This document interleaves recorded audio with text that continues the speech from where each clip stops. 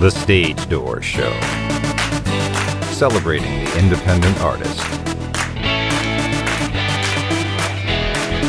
With your host, Dave Hondel. Hi everybody, welcome to The Stage Door Show tonight. This is Dave Hondel. Tonight's guest, I've known for a very long time, and I could not be happier that she's on the show with us tonight. She's not only a great performer, but she's a great human being as well. So please welcome to the show, Miss Jennifer Bonner. Jennifer, thank you for being with us tonight. Oh, Dave, thank you so much. I'm so excited to be here.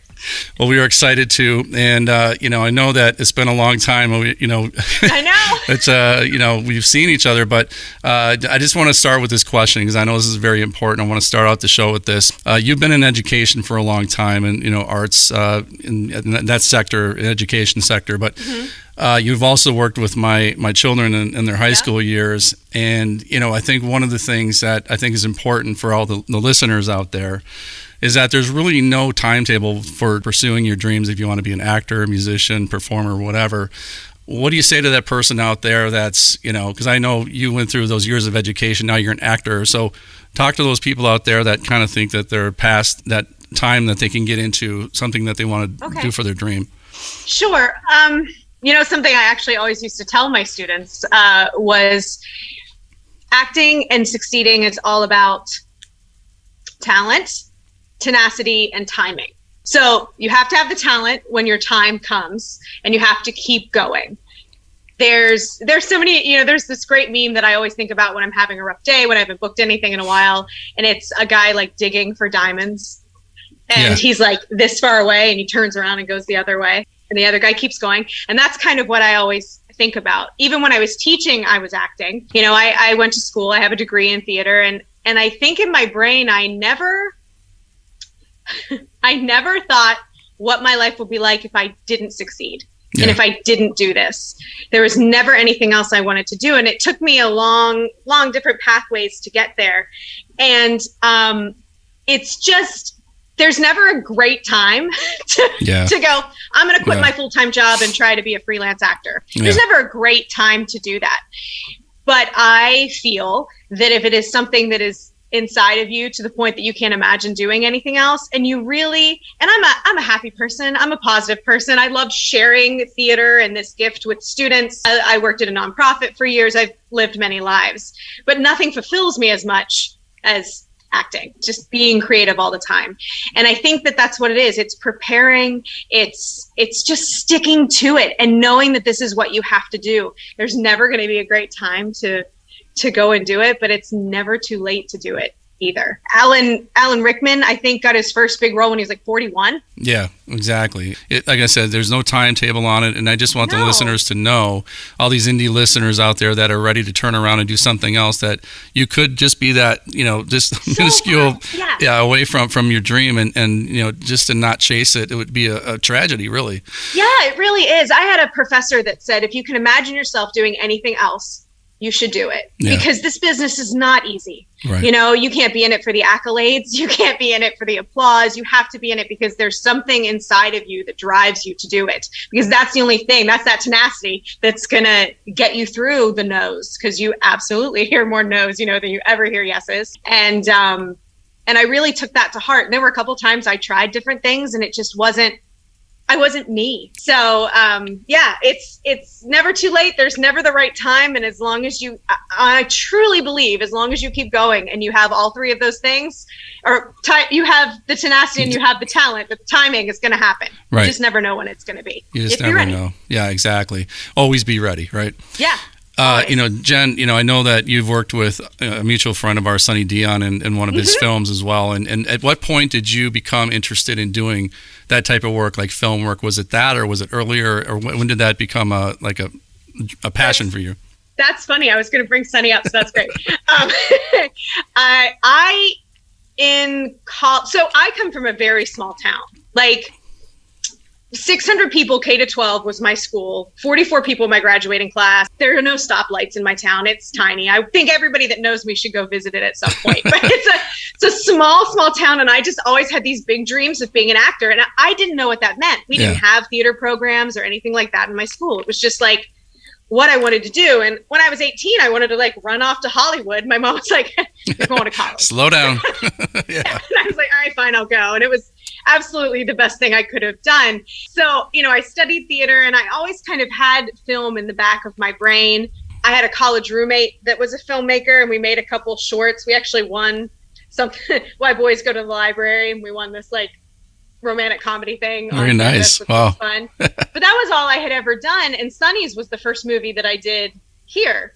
And I was working at Orlando Shakes at the time, the education department. Mm-hmm. And I took like 3 days off to go film this short movie. And man, the bug just bit me hard. Yeah. My co-star, Todd, actually said to me, he goes, it got you, didn't it? I was like, yeah. That's usually really how it works. Did. Yeah. It really did. And it was, and then I kind of was like, well, maybe I'll get an agent. Well, maybe I'll do this and maybe I'll do that. And I started just bit by bit finding the confidence in myself to go, oh no, I can do this. Yeah. I can do this, and I can do this, full time. So, but yeah, it was actually that was the movie that did it for me. And for me, growing up in the theater and studying that, it's a challenge because when you're on set, you do the last scene first. You don't know, what scene you're doing until the night before. And when you're in theater, you go from point A to point B to point C. So your emotional journey goes like this. It's not hard to get anywhere. But, in a film, you got to go out and like, all right, here you go. Fall in love with that person right now. You've just met them. But go do it. Exactly. And as an actor, that's so challenging and so exciting that I fell head over heels for it. Yeah. Well, talk about being on set because, not only do you have to remember your lines and blocking, and so especially for TV, as we talked to several actors and they all said the same thing. I mean, theater theater is different. Yeah. And then film and TV. So when you're on set, talk about the elements. It's like you don't even, you have to remember all this stuff, but then you also have to deal with maybe, people gawking at you, I guess, passersby or bugs, in the air, weather and it's hot, it's cold. Does that get easier or is it still challenging each time? I think it'll always be challenging, but it's going to get easier as you go just because it becomes more of a habit. It's like somebody opening a candy wrapper, in the theater, and you're like, oh, come on. You see the looky-loos walking by whenever you're filming, and you're just going, please don't scream, please don't scream, please don't scream. And then they yell, are you filming? You have to cut and start over again, or a plane goes over and you have to stop. Always there are bugs and there's bug spray. But it's an interesting, it's because the crew is so, there's so many people on the crew making something happen, right? Right. And they're standing right next to you. And sometimes you're in a really, I think the thing for me that I really had to get used to was you're really in an emotional place. You're ready to do this thing. And they're like, stop. And they come in and they have to like fix a hair or do your makeup. Right. And that to me is like, what's happening? Why is that important? But it is because, they're right here. So, but you also have to get back into that and you have space to get back again. into that moment. Yeah, exactly. Yeah. Framing is something that I've specifically had to learn. And I always ask my DP, where's my frame? Right. So how big to be. As you can see, I'm very animated. Right. So sometimes I have to be a little more subtle when I'm on there. So I always find that out and which way to turn and which way to look and. The sun's coming this way, so we have to make sure you're turned in this direction. And it's so technical that all of the acting, that happens beforehand, in my opinion. You do all of that homework so that when you go in and the lights, camera, action, and they clack that clacker, it's ready, you're ready to go. And at that point, it's all about what it's going to look like on screen. Exactly. You don't have time to worry about, I forgot my line, or I did this, or I did that wrong. You have to be able to just turn it right on so that it's about the technical aspect of it at that point. It's very interesting. Yeah. I mean, it sounds, and I've talked to musicians about this too, that play on various different, bands. And so my question to them was, how do you prepare from, one genre of music maybe to another and to another? Mm-hmm. And they said, look, we prepare on our own. I'm not going to go into a room and be the one that doesn't know the piece of music or, Absolutely. You know what I mean? So I'm not going to hold up the rest of the crew because I didn't do my homework. So I think that's an important also to our listeners is to be prepared, be over prepared, and to always, go over your lines or whatever you need to do so that you're not the one holding up the show, right? Yeah. And it's going to happen. There's going to be a moment where something happens, a plane goes over, this or that, and you just need a second. And it's okay to take that second to like get back where you need to go. But knowing your lines just forward and backward to me is absolutely essential, because then an airplane doesn't mess me up. Exactly. You know, somebody in my face moving my hair doesn't mess me up. I'm there and I can focus on the technical, hitting my mark, you know, and making sure I'm looking this way and not that way, and, you know, kissing to the left instead of the right. Yeah, exactly. No, it's ridiculous, but it's true. No, it's true. It's all about the angles. And if you don't get that angle, it's not going to come across the way they want it. Yeah. Exactly. You know, I know you've done a lot of work in commercials and also on Home Shopping Network. And, you know, I think my question on that is, you know, especially with the Home Shopping Network, did that help you prepare for these other roles, being in front of the camera, and not only be in front of the camera, but in a live situation where there's more pressure? Did that help you prepare for being you know, on these films? Absolutely. I mean, it's improv, right? That's what it is. It's just being able to think on your feet. When I was in school and we would do improv exercises, I always felt so much pressure to be funny, because there's, you know, like, whose line is it anyway, and all of those things, and people are hilarious. And I always felt such pressure until I realized that the point of that wasn't to be funny. It was to be able to think on your feet. Yeah. I mean, the Home Shopping Network, it's basically what we're doing right now. Yeah. I go in and know all of my lines. So I know everything about a product that I'm selling. I don't have to worry about selling it. I just have to say, this is how cool this shoe is. Right. And this is why you need it. Yeah. And then we just have a conversation. And it's great. And we have an inner ear monitor for that, which is great. And there are 4 different cameras, and the lights on top of the cameras pop on, so you have to know which one to look at. Yeah. Which, that was probably the most stressful thing. There's a lot going on when I started. There's so much happening. And it's all live. So and that absolutely prepared me for anything else, because then, you know, something happens and they yell cut. It's like, oh, great, no problem. Let's just do it again. Another question that just popped up, because I know we were talking about your education, and also we're talking about right now. But, you know, I guess in the future is maybe directing something that you would want to get into, because as an educator, I know you directed several hundreds of kids at the same time. I sure did. Right. So I think that would give you the ability to really direct, because now, you know, the acting piece of it and the directing piece. Right. I mean, it's kind of a natural progression, right? It is. And, you know, I used to be kind of like, well, I'm there's that old adage, like, well, what I really want to do is direct. And I never felt that that's who I was. Yeah. However, lately I've been going, I think I can do more with this. I actually started writing. So nice. Ainsley Gordon, who played my sister in Love on the Reef back in March, she actually wrote that screenplay. And it kind of, I had like 3 of them started, but I didn't really have the confidence, honestly, to like just finish it and think, let's do it. Yeah. And I just finished writing 2. And as I'm writing it, I can see it. I didn't realize how visual I was until I started doing that. Exactly. And then I was like, I was saying to myself, I was like, I bet I could direct this, because I can see it. And that's what a director does, right? They have to have a vision. That's a vision, yeah. And I've absolutely thought about that. And I miss it. You know, it's fun to see your final project realized. I mean, I never could sit still when it was happening. I was like pacing in the back. But yeah, I think it might be a really nice progression for me eventually down the line.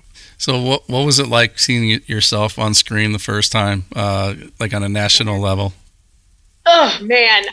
So the first time I saw myself nationally was the Home Shopping Network, because that's, you know, it's a national thing. Sure. And it was live. So I had to wait until it came onto YouTube to see it. Yeah. And I was like, I will maybe in an audition scenario, or when I'm shooting, there are times when I don't remember how I did. Someone's like, how do you think that went? I'm like, no clue. It's almost like I black out in a way. Yeah. And that's how I felt. Yeah. And that's all. And I've learned that that's when I know I nailed it. Yeah. Right. Yeah. If you don't remember anything bad, it was probably good. Yeah. Right. And that's how I felt. I was like, I have no idea how it went. And then I watched it and I was like, I don't even remember saying that. Yeah. That's cool. Yeah, exactly. I know. I know how that is. Neat. And in my little town, I'm a little bit of a celebrity there, because I think probably being on the Home Shopping Network was as big of a deal as anything. Well, what little town is that? Watch it. What's your little? It's called Mount Savage. It's It's in Maryland, in the little Panhandle, Okay. the western part in the mountains. Yeah. Well, shout out to Mount Savage. Mount Savage, yeah. So, but that was so cool. And then just recently, I made a film called No Vacancy. It was filmed up in Leesburg. Oh, okay. About the Good Samaritan Inn that the First Baptist Church bought and then like used as a homeless shelter. Right. And there was a theatrical release. So that was my first theatrical release. And that was just surreal. Well, so people who don't know where Leesburg is, that's in the Orlando area, just south, or no, is that just north? West, right? Or north? West. I don't know. Northwest of Orlando. Yeah, but it's in the Orlando not on area. I-4, so I don't know. Yeah. Well, that's cool. The other thing I wanted to talk about, and you have a lot of work that you've done. Besides that, we spoke about Love on the Reef that you were supporting in, and you just finished a lead in Time for Love, where you were a lead. So talk about that. Is there anything you can tell us about that at this point? I don't know how much I can say. Yeah. But it is, it's a romantic comedy, made for TV movie, and it's a very sweet. It's just a sweet little movie. And I will say, for me, it was one of the first times on set that I had that feeling of family that I would get when you have rehearsal with people for 6 months and then do a show, right? Yeah, right. You don't get that as much on set because it's quick. But because I was the lead, I was there the entire time. I was there a couple days early. I was there every day. I was there every day the crew was there. My only days off were the crew days off. So I had 2 days off in like 3 weeks. And they're 12-hour days. And I had already worked with a lot of this crew, so it was kind of like coming home for me anyway. And then our director was one of the co-directors, Demi Castro, who's also an actor. Best thing in the world is to have an actor as a director for an actor. Exactly. They understand. They get us. Yeah. And it was his his directorial debut, like all by himself. And it was my first number one. And I was so honored to be able to share that with him. It was really cool. But it was just such a family atmosphere. Everybody loved each other. And that to me is so, so special. And I felt a couple days in, I was just so tired because it's exhausting. We have 12-hour days and you shoot a full length movie in 14 days. It's insane. It's crazy. But it's wonderful. Yeah. It's wonderful, insane.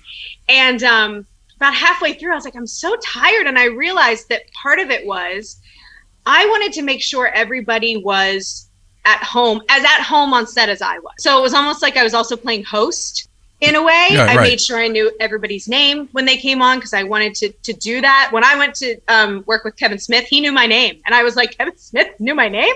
Yeah. Well, Kilroy was here. That's the one you worked with, Kevin Smith, yeah. The Kevin Smith one, that just came out. So, but that to me was what was really so lovely about Time for Love was that it was, of course, my first, that I got to share that with Demi, and that we just had this amazing cast and crew that I know that my first number one will always be something I'll remember, but I honestly couldn't have asked for a better cast and crew. Well, and that's important to the final product as well. If you have a well-run set and everybody gets along and it's well produced, it's always going to come out much better. And also, you mentioned this, we talk about this a lot, but just the fact that you're the lead in this, but you know everybody's name and you're talking to the crew and the cast, and everybody feels important, I guess, right? Yes. And so that's one of the things that we like to kind of push on this show is being a good person to everybody, and being a good person is so goes a long way, right?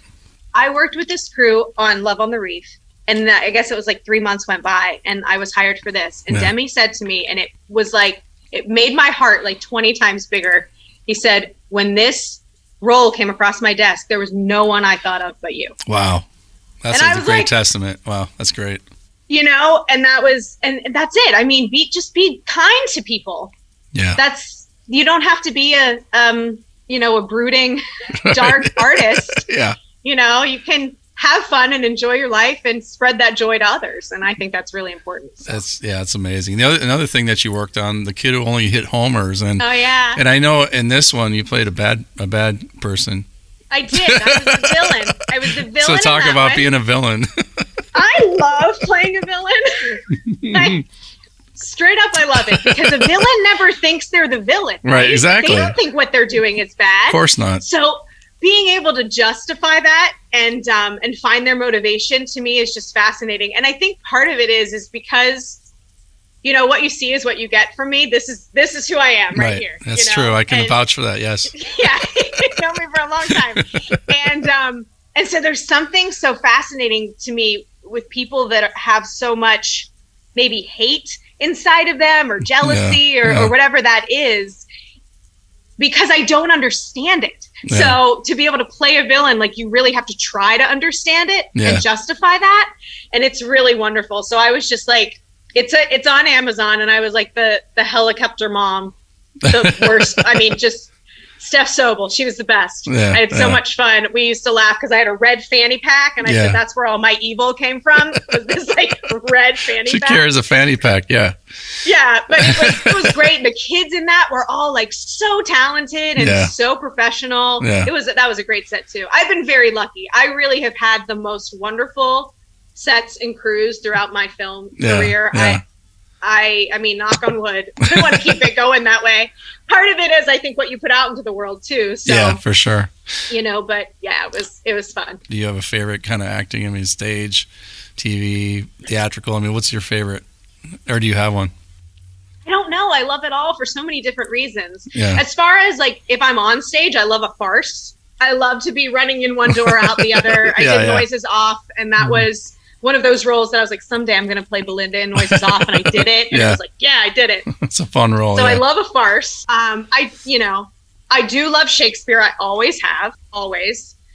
And if there ever comes a time where I can be in The Crucible, I know I directed it when I had Jess. Yeah, right. Exactly. I remember that. But if there ever comes a time for me to be in it, I would love it. But right now in my career, it's all about film. Yeah.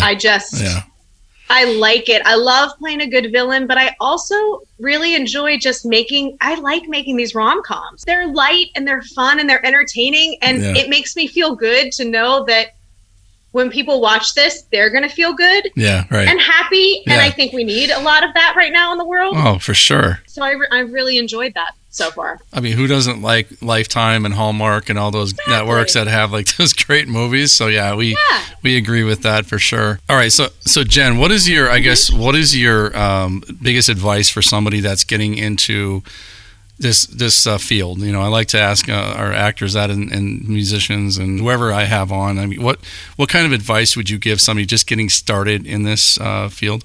Oh man, this is kind of fun because it's like going back from like where I started, which is great. Yeah. I used to have this word that I used to say when I taught, stick-to-itiveness. I think that's what it takes more than anything else. So if this is something that you really want to do, just make sure that that's what you have. Prepare, be kind, do your homework, work hard, and just really have that stick-to-itiveness. And take care of yourself as a human being. Yeah. I think something for a long time that I did was I went from show to show to show to show to show, and I didn't have time to experience life. And as an actor, I'm supposed to be putting life on the screen or on the stage, but I wasn't experiencing it myself. Yeah. So make sure you take time to do that. Get outside of like the black box walls, experience life, eat well. And I used to be told this when I was in college and I didn't understand. Eat well, take care of your body, meditate, take care of you. I have found for myself that happiness, me being happy in my life, has made my art 100 times better than when I was unhappy and running away from things. 100%. So take that time and that self-care for yourself as you're working hard and doing all that and having your stick-to-itiveness. Well, that's great advice. That's excellent advice, actually. How can we follow you on social media? Because I know a lot of our listeners like to kind of reach out and and follow some of the people that we have on our show. So how can they find you? Great, I love it. I'm on Instagram at It's Jen Bonner. 1 N in Jen, 2 N's in Bonner, and the same on Facebook. That's like me too. I haven't really got into Twitter yet. I have a Twitter account, I have one. Yeah, I do too. I have like 20 followers. Yeah, I know. So, anyway, my last question here is, and I ask this of everybody, but when it's all said and done, Jen, what do you want your legacy to be? Because I think we all want to leave a legacy behind at some point. So, what do you want people to think about when they think of your name, Jennifer Bonner? I think kindness, joy, One of the things that I'm so happy and I'm so grateful where I am right now in my life and where I've come. I mean, because I've done everything, right? Success isn't a straight line. It goes like this. Right. And one of the things I want to be able to do now is to be able to give back more, in that kindness vein, and be like a stepping stone for people like I was that didn't have someone. And I think that's what it is. There's enough success out there for us all to succeed. We don't have to be, stepping on people to get to the top. So I think kindness, I think I would, of course, want someone to say, well, she was great. She was so talented, but man, she knew my name when I came on set. She was so nice. She made sure we had coffee. Like, you know what I mean? Just those little things that make you feel important, to make you feel like a person. I think that's what it is. I think it's kindness and joy, because I think that's what I have to give. So that should be my legacy. Well, that's excellent. Yeah, that's a great legacy. I love that question, because I love the answers that I get. Yeah, I bet. Yeah, best of luck, and I know you have some great things coming out, and we can't wait to see your new project, Time for Love. And I want to make sure that everybody knows to, like, again, research Jen Bonner, go on to IMDb, go on to her social media, and definitely follow her. And yes, please.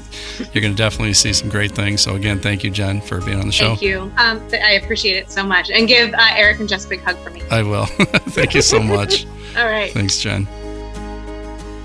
Thank you so much to our audience for listening to the Stage Door Show on iHeartRadio. Your support means everything.